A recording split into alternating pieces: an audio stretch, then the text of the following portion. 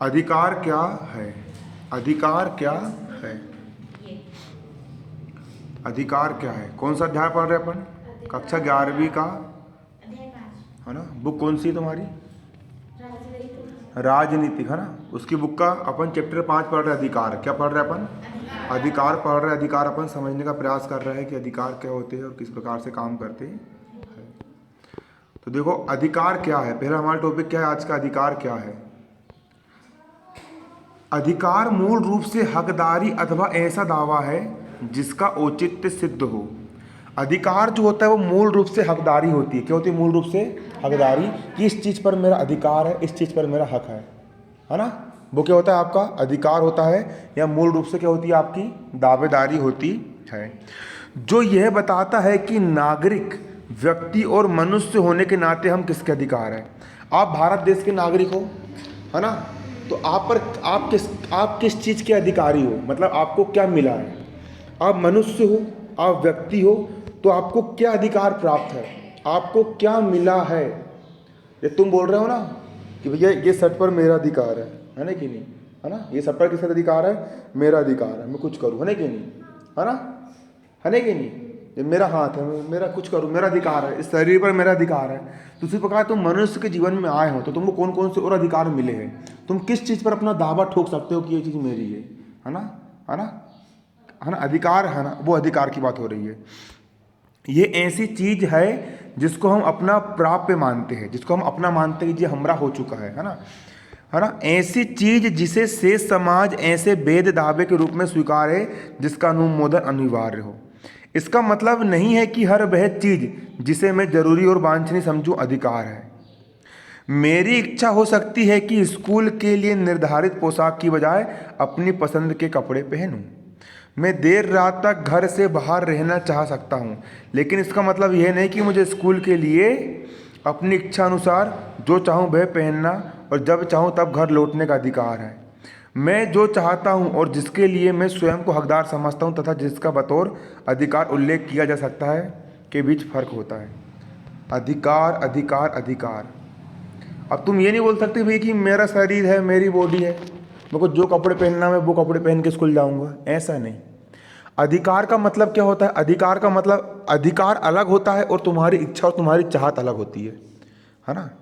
ऐसा नहीं कि देर रात के 12 बजे घर आ रहे हो, देर रात के 2 बजे कहीं से घर आ रहे हो, है नहीं, ऐसा नहीं। वो चीज़ अलग है। वो चीज़ क्या है? अलग है। वो अधिकार अलग है। अधिकार अलग है और जो तुम चाहते हो वो अलग है ना।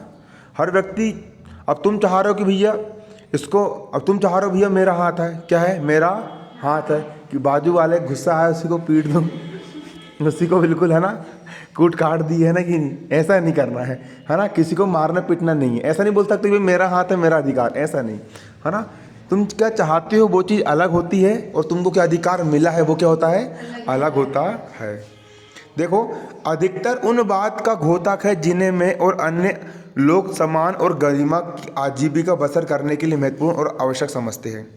अधिकार जो होता है, किसी भी चीज़ का अधिकार उन बातों का घोतक है। अधिकार जो होता है वो उन चीज़ों के बारे में बताता है जो किसी भी इंसान के जीवन जीने के लिए आवश्यक है। आपको अपना जीवन जीना है, आपको समाज में सम्मान प्राप्त करना है, आपको अपनी ज़िंदगी में ऊंचाइयों में क्या करना है? पहुंचना है। आपको क्या करना है? अपने जीवन में क्या करना है? ऊंचाइयों में पहुंचना है। गरिमा में आपको जीवन जीना है। क्या करना है आपको? गरिमा में क्या करना है? जीवन जीना है। तो गरिमा में जीवन जीने के लिए, सम्मान प्राप्त करने के लिए, है ना, जिस चीज़ की आवश्यकता होती है उसको अपन क्या बोलेंगे? अधिकार बोलेंगे। क्या बोलेंगे उसको अपन? अधिकार बोलेंगे। उदाहरण के लिए आजीविका का अधिकार सम्मानजनक जीवन जीने के लिए होता है। किसका अधिकार? आजीविका का अधिकार सम्मानजनक जीवन जीने के लिए होता है। आजीविका मतलब रोजी रोटी, है ना। जैसे कोई इंसान कोई कुछ काम कर रहा है, आपके यहाँ भी आपके पापा कुछ ना कुछ काम करते होंगे, तो वो उनकी आजीविका उस चीज़ पर डिपेंड है ना। कोई व्यापार कर रहा है, कोई बिजनेस कर रहा है, कोई खेती कर रहा है, कुछ भी कर रहा है, उनकी आजीविका किस पर डिपेंड है? उस चीज़ पर वो डिपेंड है। तो हर व्यक्ति को आजीविका का अधिकार दिया है कि भैया हर व्यक्ति अपनी आजीविका चला सकता है और वहाँ से धन कमा के ला सकता है और कर सकता है। पहले अधिकार नहीं था, पहले लोगों को गुलाम बना लिया जाता था, है ना, कि तुम इंसान को गुलाम बना, उसको आजीविका अधिकार था क्या? नहीं था। कैद कर लिए, क्या कर लिए? कैद कर लिए। अब कोई इंसान अगर कैदी बन गया और खदान में जाकर के पत्थर तोड़ रहा है तो वो क्या अपनी आजीविका चला पाएगा? क्या नहीं। आजीविका का अधिकार का मतलब क्या होता है? आपको आजीविका अधिकार दिया जाएगा कि तुम जाओ और अपना खुद का व्यापार खोलो, कुछ भी खोलो और वहाँ से धन कमा करके लेकर के आओ, तभी आप सम्मानजनक आप कर पाओगे, जीवन जी पाओगे, है ना। लाभकर रोजगार में नियोजित होना व्यक्ति को आर्थिक स्वतंत्रता देता है। लाभकर रोजगार में ऐसा रोजगार कि जहाँ पर आप काम कर रहे हो और आपको अच्छा सारा लाभ हो रहा है, आपको अच्छा सारा क्या मिल रहा है? पैसा मिल रहा है। अगर ऐसे लाभकर रोजगार में हम क्या हो जाए? नियोजित हो जाए, मतलब कि काम करने लग जाए, तो हम आर्थिक रूप से स्वतंत्र हो जाएंगे। अभी आप आर्थिक रूप से किस पे डिपेंड हो? घर वाले पे डिपेंड हो, सभी लोग, है ना। घर वाले पे डिपेंड हो, पापा पर डिपेंड हो कि भैया पापा हमको पैसा देंगे तभी हमारा चलेगा। उन्हें जिस दिन तुमको ला भगाए घर से, उस दिन अपन कहीं के बचेंगे क्या? नहीं बचेंगे। अभी आर्थिक रूप पर अपन किस पे डिपेंड है? घर वाले पर। लेकिन अगर तुम खुद ऐसे रोजगार में लग जाओ, तुम कहीं जॉब करने लग जाओ या खुद का एम्पायर खड़ा कर लो, वहाँ से तुमको पैसा आने लग जाए, फिर तुम आर्थिक रूप से किसी पर डिपेंड रहो क्या? नहीं। खुद कमा रहे हो, है ना, खुद की लाइफ रहेगी, जो करना है वो करोगे, है ना कि नहीं, है ना। तो अगर लाभकार रोजगार में यदि कोई व्यक्ति नियोजित हो जाए तो क्या हो जाएगा? वो आर्थिक रूप से स्वतंत्र हो जाएगा, आर्थिक रूप से वो क्या हो जाएगा? इंडिपेंडेंस हो जाएगा। इसीलिए यह उसकी गरिमा के लिए प्रमुख है। कोई भी व्यक्ति को अपनी गरिमापूर्ण जीवन कब मिल पाएगा? अब कोई लड़की है, उसकी शादी हो गई, वो आर्थिक रूप से अपने पति पर डिपेंड है, उसका पति जो बोल रहा है उसको मजदूरी में करना पड़ रहा है। अब भाई एक लड़की है, उसकी शादी हो गई लेकिन वो आर्थिक रूप से पति पर डिपेंड नहीं है, वो खुद की जॉब कर रही है, तो दोनों में गरिमापूर्ण जीवन किसका होगा? जो खुद आर्थिक रूप से इंडिपेंडेंट है। अरे जो आर्थिक रूप से घर पे डिपेंड है, पति पे डिपेंड है, अब घर का काम कर रही है, कर रही है, वो कर रही, जमान भर की चीज़, वो घर वाले पे डिपेंड है ना, उसका जीवन उतना गरिमामय नहीं होगा। लेकिन जो व्यक्ति मान चलो, जो लेडीज़, जो लड़की है या फिर जो कोई भी व्यक्ति है, वो उसकी कोई जॉब है, अच्छी पुलिस वाली दरोगनी बन गई वो, है ना कि नहीं, है ना, कोई अच्छे टीचर बन गई मान चलो वो, तो उसके लिए फिर वो जीवन कैसा रहेगा? गरिमापूर्ण रहेगा ना, रहेगा कि नहीं रहेगा गरिमापूर्ण? इसलिए ऐसा होता है। तो कोई व्यक्ति गरिमापूर्ण जीवन कब प्राप्त कर पाएगा? जब वो आर्थिक रूप से स्वतंत्र हो, पैसों के लिए किसी पे डिपेंड ना हो, खुद कमाए। क्या करे? वो खुद कमाना सीखे, ये होता है ना। अपनी बुनियादी ज़रूरत की पूर्ति हमें अपनी प्रतिभा और रुचियों की ओर प्रवृत्त होने की स्वतंत्रता प्रदान करती है। अपनी बुनियादी ज़रूरतों की पूर्ति। अब आप सुनो, अब मुझे सिंपल सी बात ये बताओ भैया, तुम्हारी बुनियादी ज़रूरत ही पूरी नहीं हो पा रही है, तुम्हारे घर में खाने कोई नहीं है, तुम्हारे पास रहने के लिए घर ही नहीं है, तुम्हारे पास पहनने के लिए कपड़े नहीं है, बुनियादी ज़रूरत भोजन, कपड़ा, मकान, 3 चीज़ होती है। अब आपके अंदर एक प्रतिभा काहे की है? गाना गाने की है, डांस करने की है। आप बिल्कुल स्टेज में पहुंच गए और ऐसा डांस करे पूरी पब्लिक भन-भना गई, है ना कि नहीं? ऐसा डांस करते आ रहा है ना कि नहीं? क्या आ रहा है? डांस करते आ रहा है। क्या करते आ रहा है? डांस करते आ रहा है। अब भैया आपकी बुनियादी ज़रूरत की पूर्ति हुई कि नहीं, है ना? आपके पास पैसा ही नहीं है, तो आप किसके बारे में सोचोगे? आप डांस के बारे में सोचोगे, फिर पहले पेट के बारे में सोचो। किसके बारे में सोचोगे? पेट के बारे में सोचोगे ना, कि भैया मेरे को शाम को खाना, फिर कल मेरा कैसा चलेगा मेरा काम, है ना। पहले पेट के बारे में सोचोगे ना। तो इंसान का ध्यान प्रतिभा की ओर और रुचियों की ओर कब जाएगा? किसी भी व्यक्ति का ध्यान प्रतिभा की ओर, अपना टैलेंट की ओर तभी जाएगा जब उसकी बुनियादी ज़रूरत की क्या हो सके? पूर्ति हो चुकी हो, तभी जाएगा। ये लिखा है, अपनी बुनियादी ज़रूरतों की पूर्ति हमें, जब तुम्हारी बुनियादी ज़रूरत की पूर्ति हो जाएगी तब तुम्हारा ध्यान कहाँ पर जाएगा? प्रतिभा में जाएगा और रुचियों की ओर जाता है। कहाँ जाता है? प्रतिभा में जाएगा और रुचियों की ओर जाता है। क्लियर? जहाँ किताब रखी होगी एक बार ले लो यार, तुम भी क्या याद रखोगे, ये लो ना, तभी हमारा ध्यान कहाँ जाएगा? रुचि और प्रतिभा की ओर जाएगा। क्लियर? देखो, यहाँ हम स्वतंत्र अभिव्यक्ति के अधिकार का उदाहरण दे सकते हैं। यह अधिकार हमें सृजनात्मक और मौलिक होने का मौका देता है। क्या बोला जा रहा है यहाँ पर? स्वतंत्र अभिव्यक्ति का अधिकार। क्या होता है स्वतंत्र अभिव्यक्ति का अधिकार? अभी सरकार किसकी है? मोदी की है, नरेंद्र मोदी है, प्रधानमंत्री है वो। मैं अगर उनकी कोई नीति गलत है, अगर वो कुछ गलत काम कर रहा है, चाहे वो कोई भाजपा का हो, कांग्रेस का हो, तो मैं माइक पकड़ करके उनके बारे में बोल सकता हूँ, उनके खिलाफ। अभिव्यक्ति कर सकता हूँ कि भाजपा ने फलानी नीति लेकर के आई थी, कांग्रेस ने फलानी नीति लेकर के आई थी जिससे देश को घाटा हुआ। अभिव्यक्ति की आपको स्वतंत्रता है, आपके मन में जो भी विचार है आप उसको रख सकते हो, आप अपने विचारों को व्यक्त कर सकते हो। क्या कर सकते हो? अपने विचारों को व्यक्त कर सकते हो। स्कूल में कुछ गलत हो रहा है, स्कूल में कुछ ऐसा हो रहा है, मास्टर ढंग से नहीं पढ़ा रहा है, ये नहीं कर रहा है, वो नहीं कर रहा है, जाओ मैडम के पास, मैडम यहाँ पर पढ़ाई ढंग से नहीं हो रही है। आपको अभिव्यक्ति का वो अधिकार है, संविधान ने दिया है, आपको पूरा अधिकार दिए गए हैं, है ना, ये आपका मौलिक अधिकार है ना। अभिव्यक्ति का अधिकार जो होता है हमें अधिक सृजनात्मक, आप यदि अभिव्यक्ति के अधिकार का उपयोग करोगे कि ये मेरे को मार रहा है, ये मेरे साथ मेरे को शोषित कर रहा है, मुझे परेशान कर रहा है, मुझे, है ना कि नहीं, ये आपको क्या दिया गया है? ये आपको अभिव्यक्ति का अधिकार दिया गया है। किसका अधिकार दिया गया है? अभिव्यक्ति का अधिकार दिया गया है। आप उस अभिव्यक्ति के अधिकार का उपयोग कर सकते हो। यदि आप अपने अधिकारों का उपयोग करोगे कि भैया मेरा पड़ोसी मेरे को जबरन दबाव बना रहा है ना कि नहीं, है ना, है ना, ये मैं कमज़ोर लड़का हूँ, मुझे ये लड़के लोग मारते हैं, है ना कि नहीं, मैं कमज़ोर नहीं हूँ, है ना समझ रहे हो ना, है ना। तो जब आप अपने अधिकारों का उपयोग करोगे तो आप क्रिएटिव बनोगे। किसे बनोगे? सृजनात्मक बनोगे। और मौलिक होने का आपको क्या मिलेगा? मौका मिलता है। चाहे ये लेखन के क्षेत्र में हो, लेखन आप लिख रहे हो, यदि आप राइटर हो, आप बिल्कुल लेखनी चलाओ, बिल्कुल अपने आप को अभिव्यक्त करो कि ऐसा ऐसा ऐसा है। अथवा नृत्य के क्षेत्र में हो, डांस करके भी खुद को अभिव्यक्त कर सकते हो। किसी ने बांधा नहीं, तुम डांस नहीं करोगे, क्या प्रोग्राम हो रहा है 26 जनवरी, चढ़ जाओ बिल्कुल स्टेज पे, बिल्कुल, है ना। गाना गा रहे हो, संगीतज्ञ हो या अन्य किसी भी क्षेत्र में हो, ये रचनात्मकता, है ना, आपके अंदर कोई टैलेंट निखारो बिल्कुल उसको अच्छे से, है ना कि नहीं, ऐसा होता है। लेकिन अभिव्यक्ति की स्वतंत्रता लोकतांत्रिक सरकार के लिए भी महत्वपूर्ण होती है। किसकी स्वतंत्रता? अभिव्यक्ति की स्वतंत्रता लोकतांत्रिक सरकार के लिए महत्वपूर्ण होती है। कोई भी देश लोकतंत्र कब बनेगा? अब मान के चलो कि अभी सरकार भाजपा की है, अभी गद्दी पर कौन बैठा है? नरेंद्र मोदी बैठा है। तो कांग्रेस के पास अधिकार है, राहुल गांधी चिल्लाते कि नहीं चिल्लाते कि भाजपा ने क्या करी, तो नरेंद्र मोदी बोलते कांग्रेस ने 70 साल में क्या उखाड़ ली, फिर राहुल गांधी बोलता तुमने क्या उखाड़ लिए। अभिव्यक्त कर ले कि नहीं कर रहे हैं, है ना कि नहीं, है ना, पता नहीं कौन क्या क्या उखाड़ते रहता है ना, ऐसा रहता है। आजीविका का अधिकार या अभिव्यक्ति की स्वतंत्रता जैसे अधिकार समाज में रहने वाले तमाम लोगों के लिए महत्वपूर्ण होते हैं। आजीविका का अधिकार सबको मिलना चाहिए। अगर मान के चलो कि अगर आपकी आजीविका छीन ली जाए, आप कहीं काम नहीं करोगे, आप घर के अंदर बंद रहोगे 2 साल के लिए, आप उन्नति कर पाओगे क्या? आप नहीं कर पाओगे।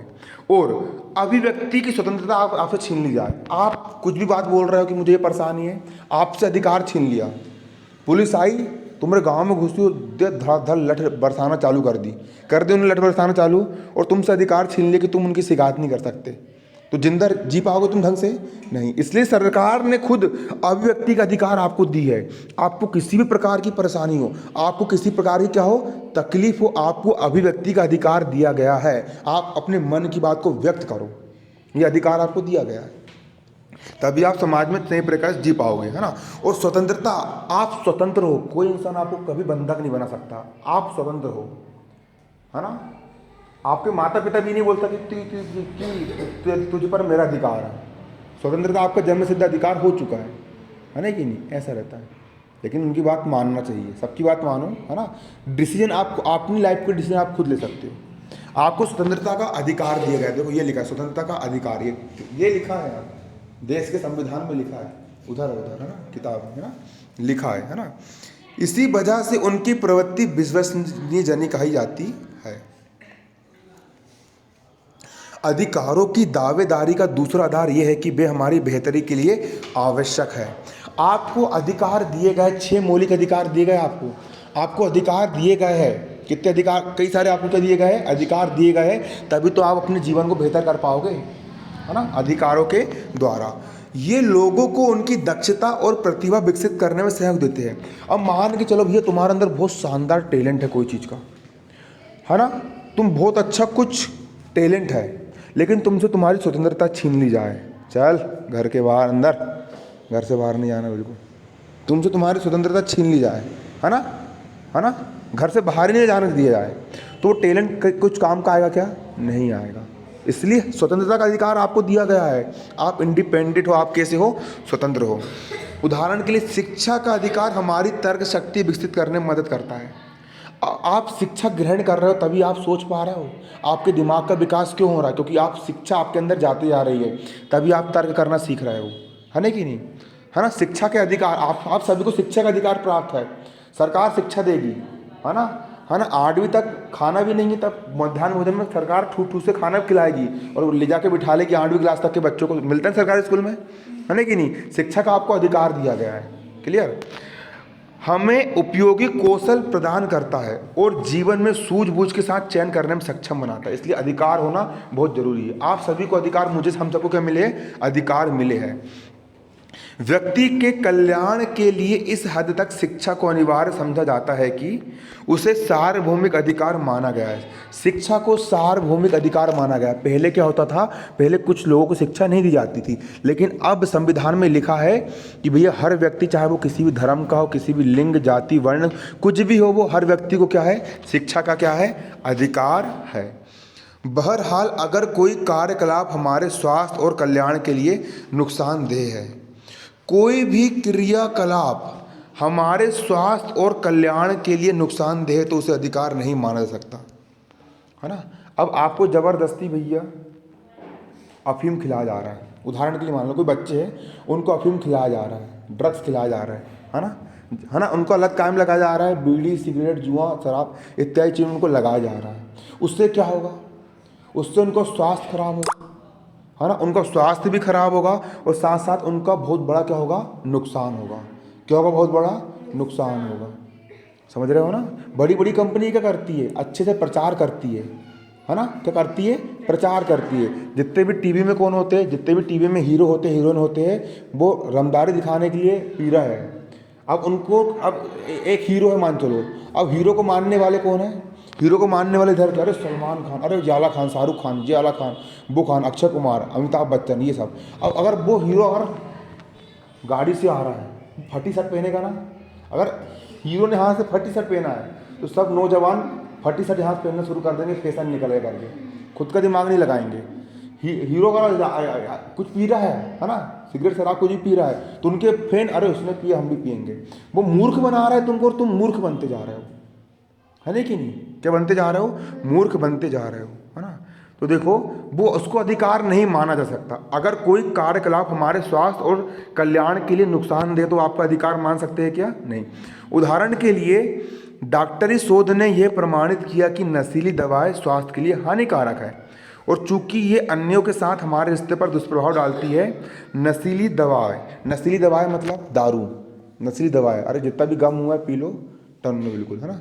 ये उससे स्वास्थ्य तो खराब हो गई तुम्हारा, और स्वास्थ्य खराब होने के साथ साथ क्या होगा, स्वास्थ्य पर भी प्रतिकूल प्रभाव डालेगा। तुम्हारा बॉडी खराब, सबसे बड़ा धन बॉडी खराब, बॉडी खराब होने के साथ साथ क्या खराब, तुम्हारा सामान्य मान प्रतिष्ठा खराब, इज्जत खराब, घर वाले परेशान, सब परेशान, तुम्हारा दिमाग काम नहीं कर रहा है। तो फिर जानवर और इंसान में क्या अंतर भैया, जानवर भी सोच नहीं पा रहा है, वो नस्ली दवाओं का सेवन करने के बाद इंसान भी नहीं सोच पा रहा है, फिर इंसान तो जानवर बन गया, फिर गधे में और उसमें क्या फ़र्क बन गया, है ना कि नहीं। तो नस्ली दवा जो अपने उसमें क्या दुष्प्रभाव डाल रही है उस, है ना, तो ज़बरदस्ती आपको कोई भी आकर के नस्ली दवाएं नहीं ठूस सकता, है ना। ये देखो, मामले में तो यह उन लोगों के स्वास्थ्य के लिए भी नुकसानदेह है जो धूम्रपान करने वालों के आसपास होते हैं। अब मान के चलो तुम्हारे बाजू में बैठकर कोई धूम्रपान कर रहा है तो नुकसान तुमको भी होगा, वो तो बाजू में हो ही रहा है उसका, लेकिन वो हवा में तुम्हारे अंदर भी जा रहा है ना, है ना कि तुमको भी क्या हो रहा है, नुकसान हो रहा है। नशीले पदार्थ ना केवल हमारे स्वास्थ्य को नुकसान पहुंचाते बल्कि कभी कभी हमारे आचरण के रंग ढंग बदल देते हैं, अन्य लोगों के लिए खतरा करार देते हैं।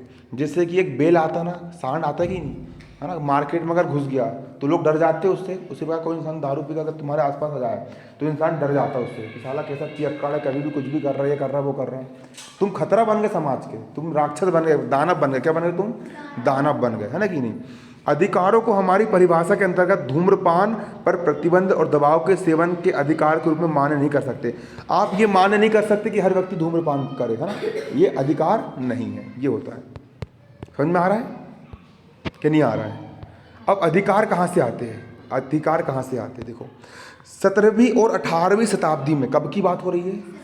17वीं शताब्दी। 17वीं शताब्दी मतलब 1601 से लेकर के सन 1700 तक का युग 17वीं शताब्दी, और 18वीं शताब्दी मतलब सन 1701 से लेकर के 1800 तक का युग। ये क्या होगा आपका? 18वीं शताब्दी में राजनीतिक सिद्धांत तर्क देते थे। कौन देते थे?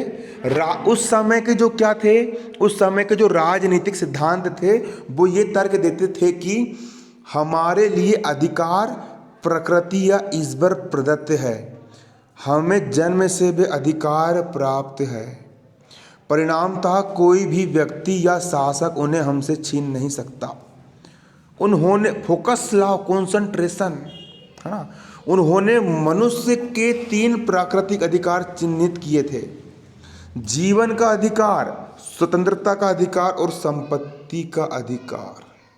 17वीं शताब्दी में जितने भी राजनेता हुए, जितने भी महाज्ञानी लोग हुए, आज से 400-500 साल पहले की बात बता रहा हूँ मैं, उन लोगों ने ये बोले कि नदी बह रही है, नदी बह रही है तो उस नदी के पानी पर हर व्यक्ति का अधिकार है ना, हर व्यक्ति पानी पी सकता है, हर व्यक्ति को स्वतंत्रता का क्या है? अधिकार है, पहले से चला आ रहा है। और ये अधिकार किसने दिया है?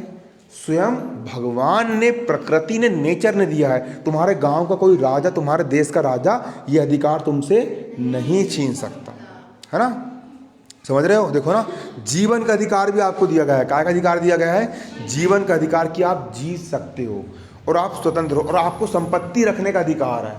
आपको क्या का अधिकार है?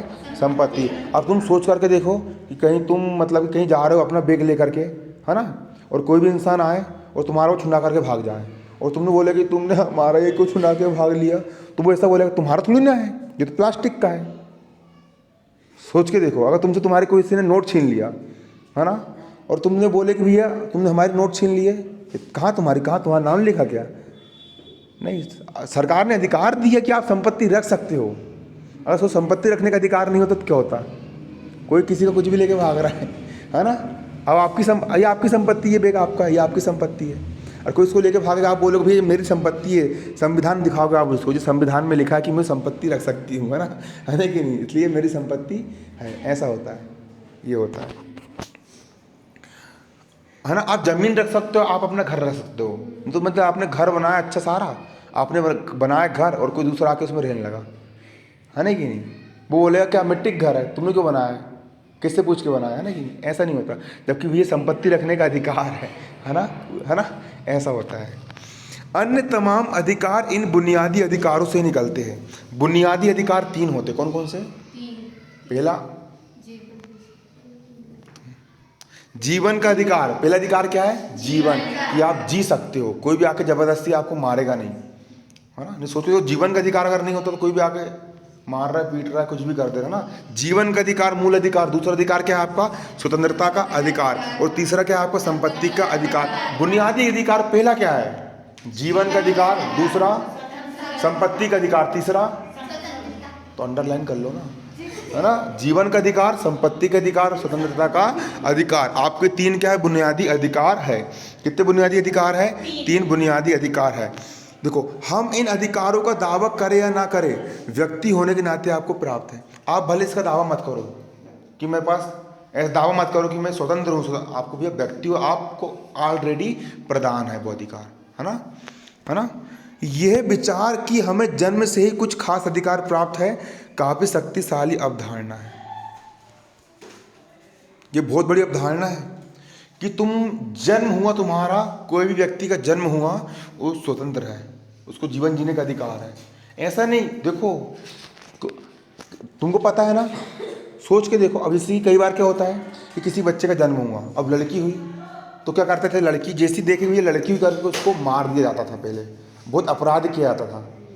अगर किसी भी माँ बाप, भले वो माँ बाप है, भले वो उन्हीं की लड़की है, वो ये नहीं बोल सकते कि जो इसको हमने जन्म कर, इसको हमने जन्म दिए तो जो हमारी, इसको हम कुचले, चाहे मारे, कहीं कुछ करे, है ना।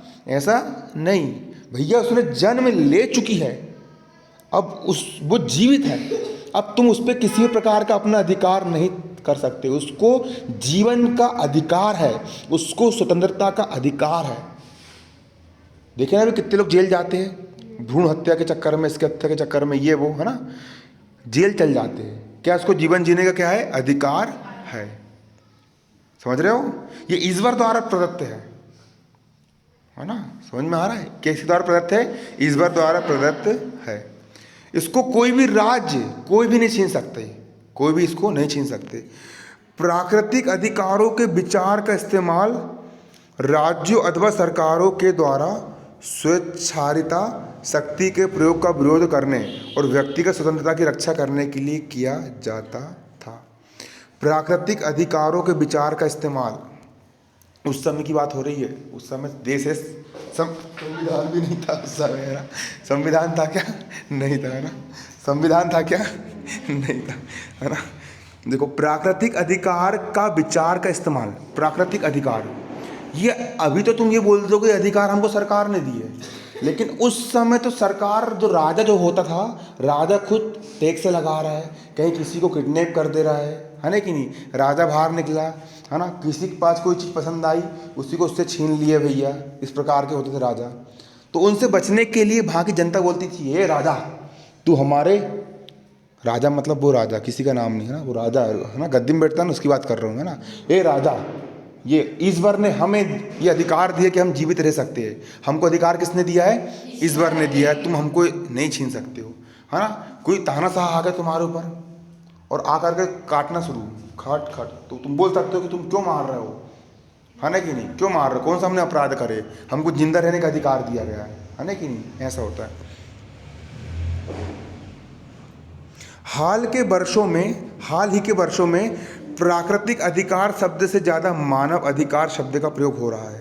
पहले उसको क्या बोलते थे? प्राकृतिक अधिकार, की प्रकृति ने हमको अधिकार दिया। अब क्या बोलते हैं उसको?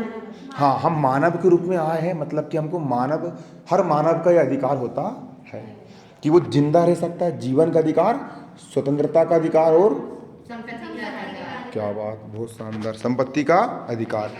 ऐसा इसीलिए क्योंकि उनके प्राकृतिक होने का विचार आज अस्वीकार लगता है। अब प्राकृतिक नहीं, क्योंकि प्राकृतिक में तो बहुत सारे जानवर हैं। मुर्गा है, मुर्गा बोलेगा भैया मेरा अधिकार है, मुझे क्यों खा रहे हो तुम लोग, है ना कि नहीं? बोलेगा ना, है ना कि नहीं? फिर वो भी एक प्रकार से क्या, जीव है। इसलिए उसको प्रकृति से हटा करके कायम ला दिया, उसको मानव में ला दी कि भैया हम मानव है, हम मानव का अलग अधिकार अलग है ना कि नहीं? ये होता है। देखो, मानव अधिकारों के पीछे मूल मान्यता ये है कि सभी लोग मतलब हर एक लोग मनुष्य होने मात्र से कुछ चीज़ों को पाने के अधिकारी है। अगर कोई व्यक्ति खाली मनुष्य है तो कुछ चीज़ को पाने का वो क्या बन गया है? अधिकारी हो गया है। एक मानव के रूप में हर आदमी विशिष्ट और समान महत्व का है। सबसे पहले अधिकारी जी, तुम भी मानव, मैं भी मानव, तुम भी मानव, सब क्या है? मानव है मानव। तो सब कैसे बराबर है? सब कैसे है? बराबर। पहले समता का अधिकार क्या पात्र हो चुके हो, है ना? अगला, इसका अर्थ ये है कि एक आंतरिक दृष्टि से सभी मनुष्य समान है। एक आंतरिक दृष्टि अपन लगा तो सभी मनुष्य कैसे हैं? समान है। हर व्यक्ति कैसे? एक जैसे है ना? और कोई भी व्यक्ति दूसरे का नौकर होने के लिए पैदा नहीं हुआ है। कोई, देखो साफ साफ लिखा है, कोई भी व्यक्ति दूसरे का नौकर होने के लिए पैदा नहीं हुआ है। मतलब कोई जबरदस्ती आपको ये नहीं बोल सकता है कि चल रे ये रख। मतलब तुम्हारे पापा को ऐसा नहीं बोल सकता है, तुम्हारे पापा को ऐसा नहीं बोल सकता है कि तुम्हारे पापा को ऐसा नहीं बोल सकता है यार भैया जे लो पैसा, तुम्हारा लड़का मैं खरीद ले रहा हूँ। कोई ऐसा है ना नहीं बोल सकता है कि नौकर बना करके नहीं रख सकता है ना? ये अधिकार है, तुम कैसे हो? स्वतंत्र हो। और कैसे हो? समता का अधिकार है। सभी मनुष्य एक आंतरिक मूल्य से संपन्न होते हैं। हर व्यक्ति के अंदर एक आंतरिक मूल्य से क्या होते हैं? संपन्न होते हैं। और उन्हें स्वतंत्र रहने के, तुम स्वतंत्र हो, कोई तुमको गुलाम नहीं बना पाएगा। किससे डर, है ना? समझ रहे हो ना? स्वतंत्र हो और अपनी पूरी संभावना को साकार करने का समान अवसर मिलना चाहिए। तुम्हारे अंदर भी कुछ पोटेंशियल है, तुम्हारे सबके अंदर क्या है? कुछ पोटेंशियल है। हम जितना ऊंचा कर सकते हैं, हम जितनी तरक्की कर सकते हैं अपने क्षेत्र में, है ना, वो करने का आपको क्या स्वतंत्रता है। आप अपने क्षेत्र में जितना ऊंचाइयों पर पहुंच सकते हो, जितना आगे बढ़ सकते हो, वो सब करने का आपको क्या है, अधिकार है ना। इस विचार का इस्तेमाल नस्ल, जाति, धर्म और लिंग के आधार पर कर जाता है। ऐसा नहीं, पहले क्या होता था भैया कि नाई को बेटा ही नाई बाल काटे हो, है ना कि नहीं, है ना, जो लोहार का बेटा लोहार काम करे, ऐसा नहीं। तुम किसी का मेकअप करना जानते हो, अच्छा जानते हो, तो तुम चाहो तो तुम भी वाला काम कर सकते हो। तुम अच्छा बाल काटना जानते हो तो तुम भी कर सकते हो, है ना कि नहीं, ऐसा कोई ज़रूरी नहीं है। तुम अच्छे मशीन बनाना जानते हो, तुम भी वो कर सकते हो, है ना कि नहीं। अब ऐसा नहीं भैया कि कोई इंसान भैया उस जाति में पैदा हुआ तो वो उसी काम को करेगा, है ना। अभी कई जो हीरो लोग के, जो हीरोइन लोग के जो डिजाइनर रहते हैं, वो यहाँ नहीं देखते, वो उनको बस अच्छे से आता है मेकअप कैसे करना है, ये हीरोइन को ये गाल में ये लगा दी बिल्कुल, है ना, लाली यहाँ जे वो कहाँ, है ना, समझ रहे हो ना। तो ये अलग होता है, मतलब जिसके अंदर जो टैलेंट है, जिसके अंदर जो टैलेंट है। पहले क्या बोलते थे कि जी फलानी जात का ये पढ़ाई नहीं करेगा, इसको शिक्षा का अधिकार नहीं है। ऐसा नहीं, जो इंसान चाहे सब पढ़ सकते, सबको अधिकार है शिक्षा का, मतलब कि कर्म के आधार पर होगा। ऐसा नहीं, देखो यहाँ लिखा है ना, ये नस्ल किस नस्ल का है, किस जाति का है, किस धर्म का है, किस लिंग का है, लड़का है लड़की है ना, इसके आधार पर आप किसी को दबा नहीं सकते, है ना। पहले होता था, आज से कितने साल पहले, कई साल पहले। अब सबको क्या दे दिया है, बराबर अधिकार है। अधिकारों की इसी समझदारी पर, क्या लिखा है यहाँ पर, अधिकारों की इसी समझदारी पर संयुक्त राष्ट्र मतलब तुम्हारे देश की सरकार अलग होती है, और तुम लोग भारत देश, जितने भी 210 211 देश है, इन सब में से जो सबसे पावरफुल देश है, जिनने मिल करके पूरा एक संयुक्त राष्ट्र बनाया है, ताकि कभी भी दो पिद्दे से राष्ट्र आपस में लड़ाई ना करें। दो लोग लड़ाई करते हैं, उनके चक्कर में फिर दो देश लड़ाई कर लेते हैं, और पिसता कौन है, जनता पिसती है ना, ऐसा हो जाता है, समझ रहे हो ना, ये हो जाता है। तो एक संयुक्त राष्ट्र है, उसने क्या बोला, उसने ये बोला मानव अधिकारों का सार्वभौम घोषणा पत्र बना है।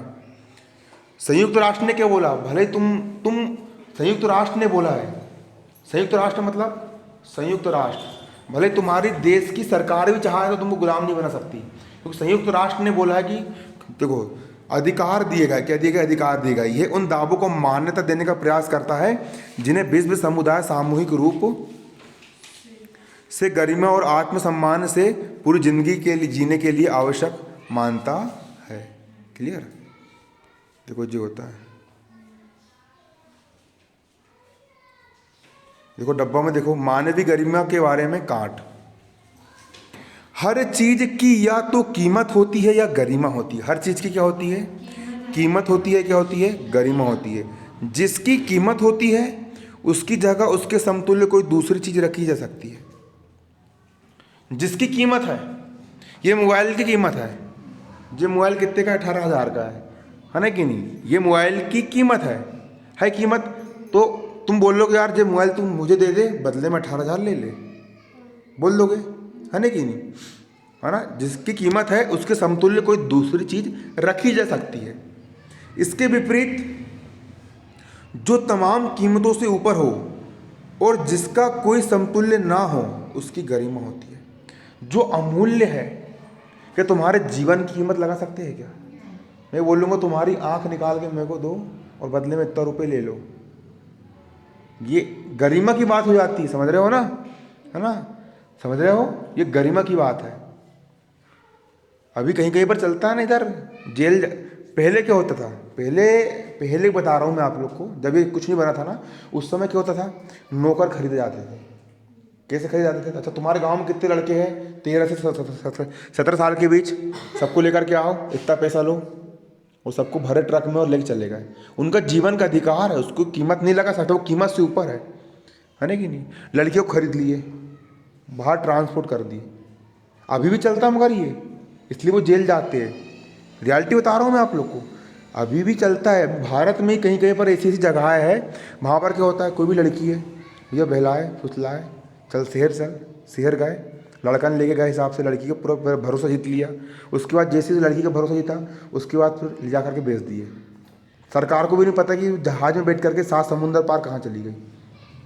अभी इसका वो तो रैकेट चलता है। लेकिन जब ये अपराध कर रहे हैं, क्या कर रहे हैं, अपराध कर रहे हैं, जब ये पकड़ाते हैं उनको फिर जेल में बंद भी किया जाता है ना कि नहीं, ऐसा, और फांसी की सजा मिलती है फिर, है ना कि नहीं, ऐसा रहता है ना, समझ रहे हो, ऐसा रहता है। क्लियर? तो देखो, अन्य प्राणियों से अलग मनुष्य की एक गरिमा होती है। मनुष्य क्या होती है? गरिमा। इस कारण वे अपने आप में बहुमूल्य होते हैं। मनुष्य कैसे होते हैं? अपने आप में मैं भी बहुमूल्य, आप बहुमूल्य, आप सब कैसे अपन बहुमूल्य, कोई नहीं खरीद सकता, है ना कि नहीं। 18वीं सदी के जर्मन दार्शनिक, 18वीं सदी की बात हो रही है, बहुत साल पहले, है ना, कि जर्मन दार्शनिक इमैनुअल कांट के लिए इस साधारण विचार का गहरा अर्थ था। मानव जीवन बहुमूल्य है, उसके लिए एक दार्शनिक हुए 18वीं शताब्दी के, क्या नाम था उनका? Immanuel Kant. उन्होंने क्या बोले? उनके लिए इसका मतलब था कि हर मनुष्य की गरिमा है। वो क्या मानते थे? कि हर मनुष्य की क्या है? गरिमा है। आपकी, हम सबकी क्या है? गरिमा है। और मनुष्य होने के नाते उसके साथ इसी के अनुकूल बर्ताव करना चाहिए, है ना। हर मनुष्य को बात कर रहे हो आप, है ना, उसको तुम कुछ भी नहीं बोल सकते मनुष्य को। कैसे किसी को कोई कुछ बोल देगा? हमारी भी गरिमा है, कोई हमको आके भला कोई कुछ कैसा बोल देगा, है ना कि नहीं। कोई आपको आके कैसे कुछ बोल सकता है? आपकी भी क्या है? गरिमा। हर मनुष्य की क्या है? एक गरिमा होती है। क्या होती है? गरिमा। उस गरिमा को देख करके ही बर्ताव करना चाहिए। मनुष्य, देखो क्या हो गया, गरिमा का अर्थ वही ना, अभी तो बताया, वही तो बता रहा हूँ कब से। गरिमा का मतलब ये होता है ऐसी चीज जो पैसों से नहीं खरीदी जा सकती, जिसकी कीमत डिसाइड नहीं कर सकते, वो गरिमा है। समझे कि नहीं समझे? आपकी कीमत पैसों में डिसाइड हो सकती है क्या? नहीं। तो ये आपकी क्या है? गरिमा है। समझ रहे हो? आपकी कीमत पैसे में डिसाइड हो सकती है क्या? नहीं। ये आपकी क्या है? गरिमा है। हर व्यक्ति की क्या होती है? गरिमा। ये होता है गरिमा, है ना। ये क्या होता है? गरिमा होता है। चलो पूछना चाहिए, पूछो, है ना। जितना भी, जहाँ भी डाउट जाए, जो भी डाउट जाए पूछो, है ना। पूछोगे तभी ज्ञान बढ़ेगा। एक कहावत भी है, जो इंसान अपने आप को ज्ञानी समझते कि हमको सब कुछ आता है और दूसरों से कुछ नहीं पूछते, वो जीवन में कभी तरक्की नहीं कर पाते। और जो इंसान अपने आप को गंवार समझते और बोलते कि हर व्यक्ति से मुझे कुछ ना कुछ सीखना है, वो व्यक्ति जीवन में ऊंचाई पर पहुंचते। समझ में आया कि नहीं क्या बोला मैंने? देखो ना, मनुष्य जो आदमी होता है, जो इंसान होता है, वो अशिक्षित हो सकता है, उसको कुछ पढ़ना लिखना नहीं आ रहा है, गरीब भी हो सकता है, उसकी जेब में पैसा नहीं है, शक्तिहीन हो सकता है। अब एक इंसान सोचो, एक तो अशिक्षित है, कुछ नहीं, दूसरा गरीब भी है, और क्या है? शक्तिहीन, शक्ति भी नहीं है, ताकत भी नहीं है, बेईमान भी है, एक तो ऊपर से बेईमान भी है, अनैतिक भी है, कच्चू भी उटपटांग अनैतिक भी है, फिर भी सही वह एक मनुष्य है और न्यूनतम ही सही प्रतिष्ठा पाने का हकदार है। मनुष्य होने के नाते उसकी कुछ ना कुछ प्रतिष्ठा रहेगी, है ना कि नहीं। कांट के लिए लोगों के साथ गरिमामय बर्ताव करने का अर्थ था उनके साथ नैतिकता से पेश आना। आप किसी के साथ अनैतिक नहीं हो सकते। कोई भी मनुष्य के साथ आप अनैतिक, भले तुम्हारे पास कितने ही पैसा हो, कितने कुछ तुम्हारी दमदारी हो, तुम किसी के साथ अनैतिक व्यवहार नहीं कर सकते। नहीं जा रहे हो, मैं तो शक्तिशाली हूँ, है, हट साइड हो, है ना, ऐसा नहीं। समझ रहे हो ना? किसी के भी साथ अनैतिक व्यवहार नहीं करना है, चाहे वो व्यक्ति कैसे ही हो, है ना। समझ रहे हो कि नहीं? यह विचार उन लोगों के लिए एक सबल था जो सामाजिक ऊंच नीच के खिलाफ और मानवाधिकार के लिए संघर्ष कर रहे थे। लेकिन पहले बता रहा हूँ, पहले गरिमा तो हर इंसान की होती थी, लेकिन जो पहले धनी वर्ग था, और अभी भी होता है ऐसा, लेकिन पहले बहुत ज़्यादा धनी वर्ग था, और जो बोलते थे कि हम प्रतिष्ठित लोग हैं, वो हमेशा कमज़ोर लोग की गरिमा का हनन करते थे। अब कहीं का राजा है, कहीं का राजा है, कुछ भी छीन लिया, इंसान को इंसान ही समझ रहे हैं। अच्छा, रख तेरे सर के ऊपर तरबूज, आज चलाऊंगा मैं तीर, ये थोड़े तीर और खर्चे से तरबूज का तो पता नहीं, बेचारे का दिमाग निकल गई, है ना कि नहीं। ये है ना कि नहीं? ऐसा ऐसा नहीं भैया, है ना। वो इंसान की गरिमा अलग होती है ना। देखो, अब कांट ने क्या बोला? कांट विचार ने अधिकार की एक नैतिक अवधारणा प्रस्तुत की, है ना कि क्या हो गया? अधिकार की क्या हुआ नसरीन भाई? देखो, अधिकार क्या क्या, मेरे को हंसा क्यों रहा है? क्या हो गया? क्या हो गया? क्या हुआ? हंस लो फिर, अच्छे से हंस लो। अरे क्या मुस्कुरा, अरे नहीं रे, अरे है ना, अरे क्या मुस्कुराहट, अरे गजब, अरे नहीं देखो ना, समझो। अरे मेरे को हंसी आ रही ना फिर, देखो अधिकार की, देखो अधिकार की, मैं भी हंसूंगा। अधिकार की एक नैतिक अवधारणा प्रस्तुत की। पहला अधिकार क्या बोला? देखो पहला अधिकार उसने ये बोला, है ना, हमें दूसरों के साथ वैसा ही आचरण करना चाहिए, है ना, हमें दूसरों के साथ वैसा ही आचरण करना चाहिए जैसा हम अपने लिए दूसरों से अपेक्षा करते हैं। तुम दूसरों के साथ वैसा ही व्यवहार करो जैसा तुम ये चाहते हो कि दूसरे तुम्हारे साथ करें। तुम चाहते हो ना कि सभी लोग मुझे इज्जत से नाम ले, तुम चाहते हो ना कि हर व्यक्ति मेरा आदर करे, मुझे जी करके बोले, मुझे प्यार से बोले, मुझे चिल्लाए ना। तुम दूसरे को चिल्ला रहे हो, क्यों भाई, कहाँ से आ गया तू, निकल यहाँ से। दूसरे को चिल्ला रहे हो तुम, है ना, दूसरे को भगा रहे हो दूसरे क्या कर रहे हो, भगा रहे हो, और खुद सोच रहे हो मेरे को सब डांटते रहते हैं। अरे भैया प्रकृति का नियम है, रियलिटी बता रहा हूँ। कोई तुम्हारा दुश्मन भी है ना, जाना उसको प्यार से बोलना, और बड़े भैया कैसे हो करके वो तुमने प्यार से बोले, तुम्हारी ज़बान में अगर मिठास निकली ना, तो वो पलट के बोलेगा अरे बढ़िया हूँ यार भैया करके, है ना। जो दोगे वो मिलेगा। नहीं तो किसी को बोलना तू यहाँ से बूढ़, यहाँ से मेरी जगह है, बोलना किसी को, बदले में वही मिलेगा। क्रिया के साइंस में भी यही है, 12th साइंस में पढ़ा रहा हूँ अभी, क्रिया के न्यूटन का गति का तीसरा नियम, तुम झापड़ मारो, क्रिया के विपरीत प्रतिक्रिया होती है ना, है ना। देखो दूसरों से वैसा ही व्यवहार करो, दूसरों का बहुत बड़ी बात है ये, अनादिकाल दूसरों के साथ वैसा ही व्यवहार करो जैसा तुम चाहते हो कि लोग तुम्हारे साथ करें। तुम चाहते हो तुम किसी की हम पर कोई न चिल्लाए, तुम दूसरों पर चिल्ला क्यों बात कर रहे हो? ये नियम है, जो तुम बांटोगे वो मिलेगा। मैं यहाँ ज्ञान बांट रहा हूँ, मुझे ज्ञान इतना मिलते जा रहा है, मेरे कम नहीं होता है ज्ञान, मैं जितना बांट रहा हूँ ना, मेरे पास 10 गुनी स्पीड से आ रहा है। आज से 4 साल से पढ़ा रहा हूँ कोचिंग। आज से 4 साल पहले का अमन कुछ और था और अभी का अमन कुछ और है ना। 4 साल पहले का अमन शर्मीला था, किसी लड़के से बात नहीं करता था, है ना कि नहीं। लड़की लोग से भैया 10 हाथ दूर, है ना कि नहीं। लेकिन जब से कोचिंग फील्ड में आया तो फिर आज पूरा चेंज हो गया। पुराने दोस्त लोग बोलते भाई तू कहाँ से कहाँ पहुँच गया, हम जाके वहीं चे, है ना कि नहीं। ऐसा रहता है, मैं जितना ज्ञान दे रहा हूँ ना 10 गुना होकर मेरे पास आ रहा है। ये होता है, जितना प्रकृति को तुम दोगे उतना होता है। एक गेहूं का दाना है, वो जमीन को दो, जमीन उसमें से 20 गेहूं के दाने निकाल करके देगी तुमको, समझ रहे हो। पैसा है 10 रुपये, उसको इन्वेस्ट करो, दुकान में लगाओ, 10 के 100 होके निकलेंगे, 100 को लगाओ 1000 होके निकलेंगे, 1000 को लगाओ लाख होके निकलेंगे। यही करते करते धीरू भाई अंबानी आज अरबपति बन गया। ये नियम होता है।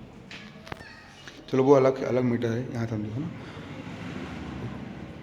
देखो दूसरे हमें ये निश्चित करना चाहते हैं कि हम दूसरों को अपनी स्वार्थ सिद्धि का साधन ना बनाएं। अब तुम खुद सोच करके देखो, अगर कोई इंसान तुम्हारे पास आया और मतलब के लिए तुमसे पूरा काम निकालते जा रहा है, अपना स्वार्थ सिद्ध करते जा रहा है, तो तुम उसके साथ रहना पसंद करोगे क्या?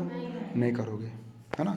हम लोगों के साथ उस तरह बर्ताव करना नहीं चाहिए जैसा कि हम कलम कार घोड़ा के साथ करते हैं। कलम मतलब तुम कलम को तोड़ दे रहे हो, तो क्या तुम लोग को भी तोड़ दोगे? किसी को भी नहीं तोड़ोगे ना कार तुम्हारी कार है, घोड़ा तुम्हारा घोड़ा है ना कि नहीं, है ना। तो ऐसा जैसा बर्ताव तुम निर्जीव के साथ कर रहे हो वैसा बर्ताव इंसान के साथ नहीं कर सकते। हमें लोगों का सम्मान करना चाहिए, हमें लोगों का करना चाहिए, सम्मान करना चाहिए। इसीलिए सम्मान मत करो कि वो तुम्हारे काम आ रहे, उपयोगी आ रहे, बल्कि इसीलिए कि वो सब मनुष्य है। हर मनुष्य का सम्मान करो, हर मनुष्य का करो, सम्मान करो। तुम अधिकार दोगे तभी